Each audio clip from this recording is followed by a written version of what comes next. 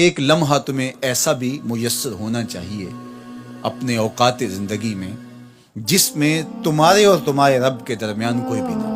وَتَبَتَّلْ إِلَيْهِ تَبْتِيلًا، سب سے کٹ کے الگ تھلگ ہو کے بالکل یکسوئی کے ساتھ تم اپنی زندگی کے وہ لمحے اپنے رب کے ساتھ جوڑ دو۔ جس طرح ایک روایت میں فرمایا لی مع اللہ وقت لا یسعنی فیہ نبی مرسل ولا ملک مقرب، میرا اور میرے رب کا معاملہ کبھی ایسا ہوتا ہے درمیان میں نہ کوئی فرشتہ ہوتا ہے نہ کوئی رسول اور پیغمبر ہوتا ہے، وہاں میرا اور میرے رب کا ہی معاملہ ہوتا ہے۔ تو یہ یکسوئی کے لمحات ہیں، تو ہمیں بھی حضور علیہ الصلوۃ والسلام کے سینے سے نور لے کے اپنی زندگی میں کچھ ایسے اوقات مقرر کرنے چاہیے، اور وہ بہترین وقت میرے رب نے خود بیان فرمایا ناشیۃ اللیل ہے، وہ سحری کا وقت ہے، وہ رات کے لمحے ہیں، وہ پچھلے پہر کی مبارک گھڑیاں ہیں جب رحمتیں چھم چھم اتر رہی ہوتی ہیں اور اللہ کی رحمتیں بندے کا استقبال کر رہی ہوتی ہیں۔ تو اس وقت اگر اللہ کے حضور کھڑے ہو کے ربط قائم کیا جائے تو وہ اللہ کے ساتھ جڑنے کا بہترین وقت ہے۔ اور نماز میں تبتل ہو، جب ہم نماز پڑھ رہے ہوں مکمل انہماک رب کے ساتھ ہو۔ سیدنا علی المرتضیٰ رضی اللہ تعالیٰ عنہ کے بدن میں تیر لگا ہے اور وہ نماز میں مصروف ہیں، اور تیر نکال لیا جاتا ہے، جب سلام پھرتا ہے تو پھر آپ کو پتہ چلتا ہے کہ یہ تو جو ہے وہ تیر تھا جو نکال لیا گیا۔ تو یہ انہماک ہے، رب کے ساتھ انہماک۔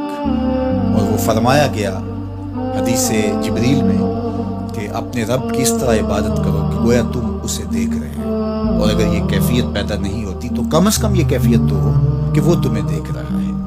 فَاتَّخِذْهُ وَكِيلًا، اور اسی کو کارساز بناؤ، اسی پر توکل، اسی پر بھروسہ، اپنے امور اسی کے سپرد کرو۔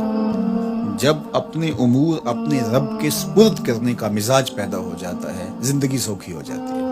تدبیر کریں، اس کے لیے حکمت عملی ضرور آپ وضع کریں، لیکن کچھ کام کر کے اللہ پہ چھوڑ دیں۔ اور توکل بھی یہی ہے کہ آپ گھٹنا بھی باندھیں اور سپرد اللہ کے کر دیں، اسی کی طرف سے کام ہوتے ہیں اور وہی کارساز حقیقی ہے۔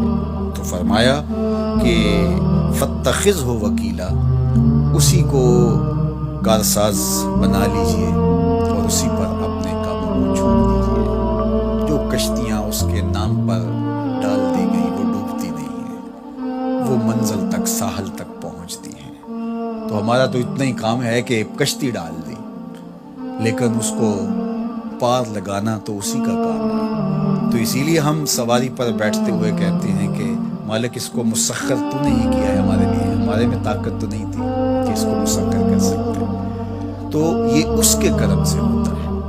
تو وہ اگر چاہے